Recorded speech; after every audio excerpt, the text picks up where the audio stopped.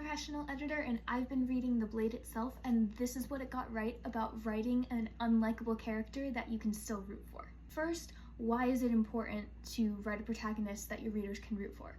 Because if your reader doesn't like your protagonist enough to care about them, they won't want to know what happens to your character. As writers, we need our readers to be invested in our protagonist, otherwise they're not going to be invested in reading the story. This doesn't mean that your protagonist has to be good, it doesn't mean that they have to be trustworthy, but it does mean that even if they are unlikable as a person, they still need to be lovable as a character. In The Blade itself, Giselle is a young, stuck-up, spoiled, self-important captain in the King's Court.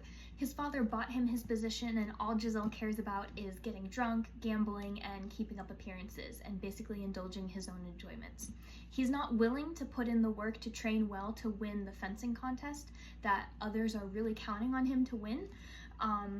He just kind of gives off major a-hole energy, and yet we can't help but love him.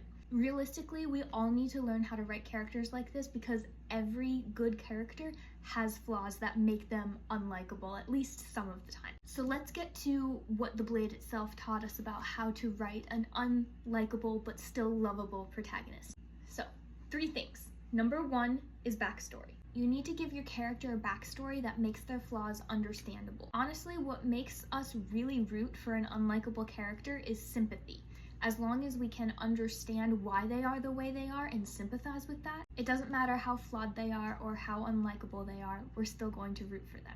For example, if your character is insulting to others, maybe their backstory reveals that they were always put down and not given a chance in life, and so now they feel like they have to beat other people to the punch and stand up for themselves in that way. 2, give them a real want. Just like in real life, most characters are not motivated by the generic, money, fame, power.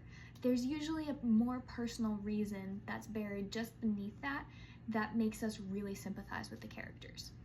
For example, on the surface, it appears that Giselle only cares about himself and his own comfort and enjoyment in life and his own appearance. But in some early chapters, we see Giselle really get his butt kicked and humiliated by his fencing master. And we learn through his thoughts in these scenes that he's only putting up with this because he doesn't want his father to be disappointed in him. Number 3, don't let your character be untouchable.